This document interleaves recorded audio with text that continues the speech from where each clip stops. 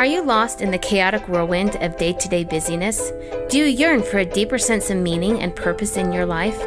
Welcome to Be You, Your Story, Your Purpose, the podcast dedicated to empowering women on their journey of self-discovery and finding their true purpose through their own story. I'm your host, Brenda Simmons.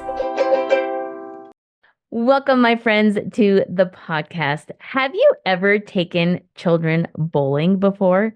This is such a fun activity, especially when they're teeny tiny and they've got the bumpers that are inflated in the gutters, and then they have that ball ramp where the kids can put the bowling ball on top of the ramp so that it's got enough momentum to roll down the lane and actually knock the pins out.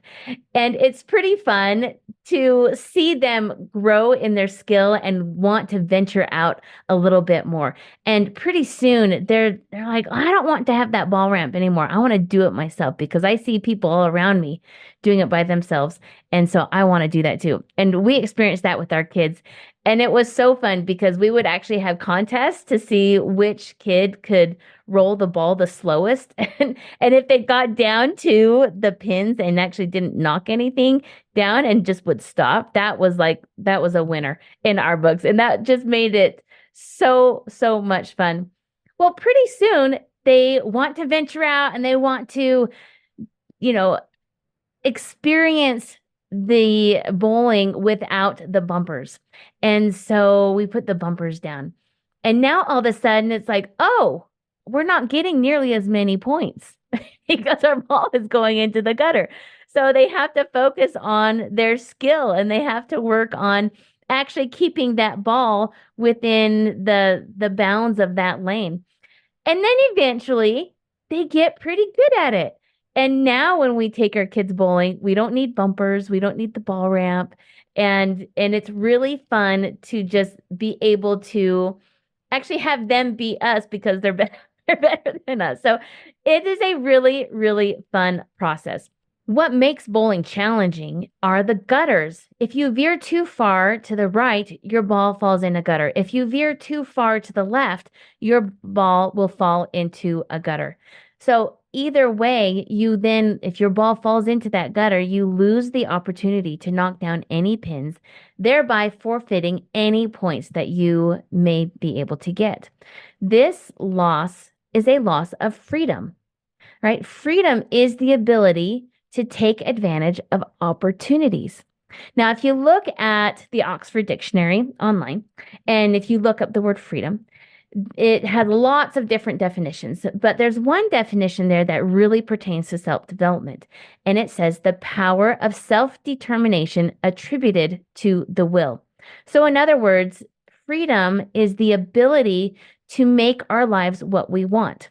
Now, I call this uninhibited progression. And to me, freedom and progression are super, super high on my values list. And so I always want to make sure that my progression is uninhibited. And in fact, when I've learned that I've got some kind of a mental block, oh, it drives me crazy because I know that I can't progress. I've lost a little bit of freedom because I have those blocks. Now, it is really important to have some boundaries. These are the bumpers that we can put into the gutters that prevent us from going into either one of those gutters. Boundaries are really important because they help us to maintain our freedom. And a lot of times people will think of boundaries as super restrictive. And honestly, they can be. And so we're going to talk a little bit about that today. Boundaries are there to keep us physically safe. They are there to keep us emotionally safe. Whatever the case may be, boundaries, when used properly, will help us to be free. Now, let's look at how do boundaries keep us physically safe? Well, there's simple boundaries like don't go for a walk in a blizzard, right? So that is a very simple boundary that we can adhere to that will keep us physically safe. So how about emotionally safe? Well, maintaining distance from verbally toxic people. That's a kind of boundary that can help us to be emotionally safe. But what happens when your boundaries become unhealthy? Well, I think there's two extremes, just like on either side of the bowling lane. You can have boundaries that are either not defined enough, so it's like a flat bumper. It's not really even there, or it's too restrictive. So think of bumpers that encroach on, they go over the bounds of the gutter, and now they're encroaching on the lane. So that would be a boundary or bumper that is too restrictive. In both cases, our freedom is jeopardized. So if it falls into the gutter, again, we talked about that. We lose that freedom to make points. If it's too restrictive, we also lose the ability to gain all the points if we don't get a strike, right? So have you ever gotten the pins, one on either side? Well, if those boundaries, those bumpers are encroaching on the lane, you lose that ability to get those outer reaches. So we want to have maximum mobility, but just the right amount so that we don't fall into those gutters. All right, so let's talk a little bit about those two extremes. So let's first start with our poorly defined boundaries. So this poorly defined boundaries are boundaries that they're too porous, like there's too many holes, there's too many exceptions to the rule. And when we have too many exceptions to the rule, it makes it so that we very often give excuses, and those excuses are justified because there's too many holes. There's too many ways that boundary can be interpreted. This applies when we allow, this applies to what we allow in and out of ourselves, and not only by ourselves, but by other people also.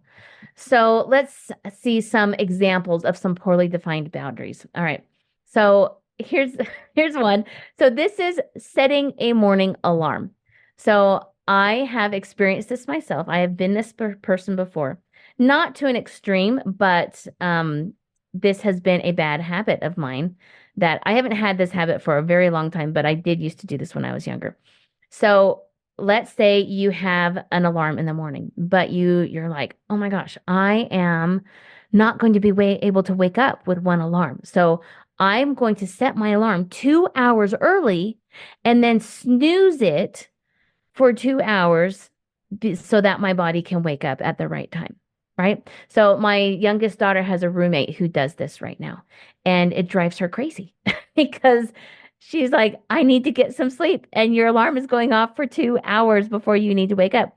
Interestingly, her roommate doesn't wake up at all until the very end because that's when she knows she has to wake up. Now, why is this a loss of freedom? Well, number one, you're losing out on sleep. So when you're losing out on, so you're not getting the good quality sleep that you need when you're being disrupted that every 9 minutes. And then you also lose out on the ability to train your mind and your body to simply wake up at one alarm when you need to get up. So that is a very simple example of a poorly defined boundary. Okay, here's another one.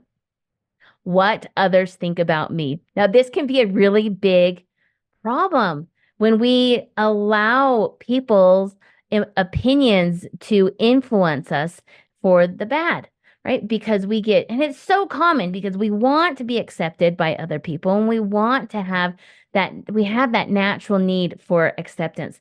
But when we're constantly worried about what other people think about us, we tend to deny ourselves experiences based out of fear. And in this case, we totally lose out on those growth experiences because we're so afraid of what other people think about us. And ultimately, because of that, we cannot live our full potential, which is really being free. That is freedom. Living your full potential is total freedom if we are constantly worried about what other people think about us. Okay, so those are two examples of a poorly defined boundary. So how about our overly restrictive boundaries? These are the bumpers that encroach into the bowling lane. All right, well, these repress freedom. So these are the boundaries that we're talking about that are so restrictive that they don't allow learning experiences. They don't allow for failure. It makes it so that you think you're going to be super strong because you've set up all of these these restrictions and you're like, I'm going to be like this and this is what I'm going to do and I'm going to follow it to the letter. And but because you don't allow yourself failure, you actually become weaker. And here's what's crazy about this. At some point, there will be a period of rebellion where you go super far on the other side, again, resulting in a loss of freedom. So, what are some examples of some restrictive boundaries? Well, we heard about one this last Monday with my guest. She had so many restrictions on what she could eat for years, not just when she was younger, but this continued for years and years that and she was so restrictive that she not only developed an eating disorder, but then spent years and years trying to heal and failing at it and failing at it. And then finally realizing, oh, I'm just so restrictive that my body and my brain are rebelling and they are wanting to go to a different extreme, one that is way more harmful to me. So she had to recognize first, before she could heal, that she was being too restrictive. So here's another example. I am currently training for a triathlon sprint. So this is a triathlon, but and I've mentioned this before. So it's where I'm doing a 5K. I'm calling it a 5K walk run. It's supposed to be a run, but I'm not sure I can make the whole run. So a 5K walk run and then an 11-mile bike ride and then a 300-meter swim. And when I first started out with this, I was like, oh my goodness, I'm totally going to do this. I'm going to be perfect in my practices. I'm not going to miss a workout at all. And I found very, very quickly that that was not realistic for me.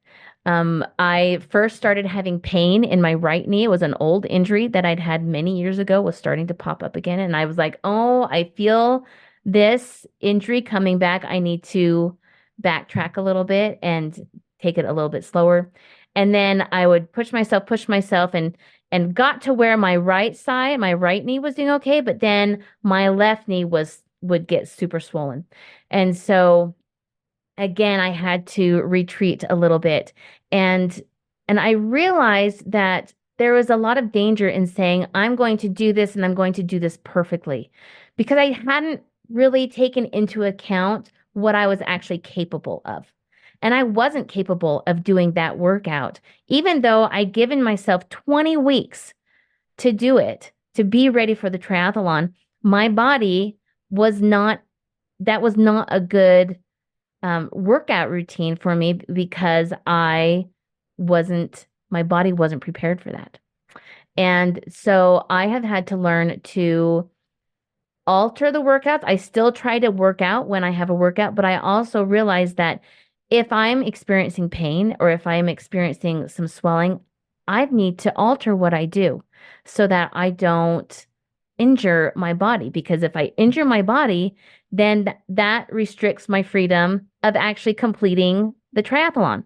And I don't want to do that. So I would rather go slower at and make sure that my body is equal to the task than push,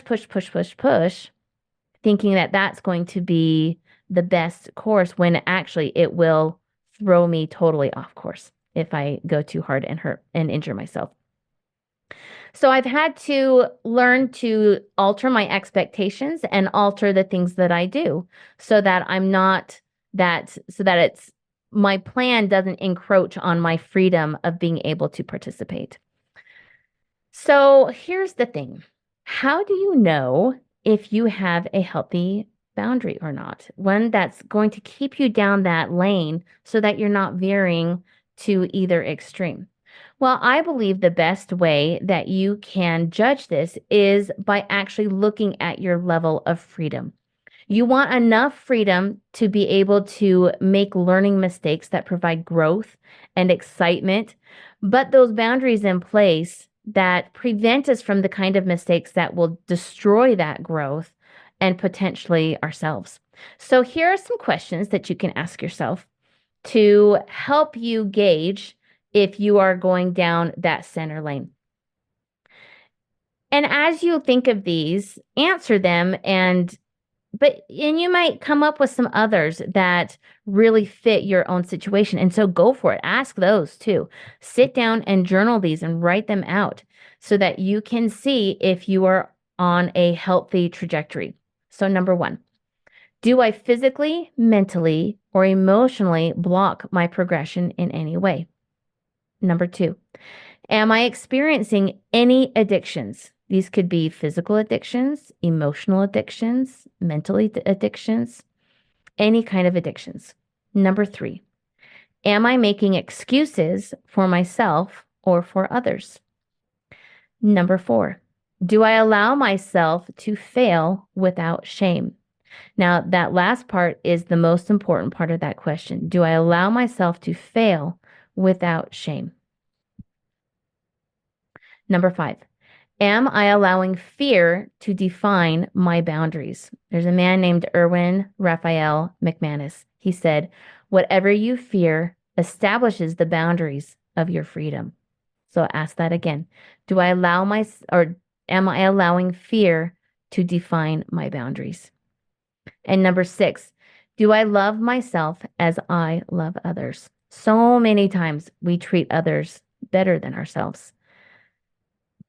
If you will find that you are doing that, then look at your boundaries, your own personal boundaries. What you would allow for yourself should be at least equal to what you allow for other people. So those are some suggestions, some questions that you can ask, that you can journal on, and to see if your level of freedom is such that you are maintaining growth but avoiding the gutters of life. I hope you have found some benefit to this podcast. And if you have, please share it with others so that they might benefit as well. And until next time, please know that your purpose is in your story. Take care. Celebrate your dreams, let them take flight, for you are a star, shining bright in every step you take. Let your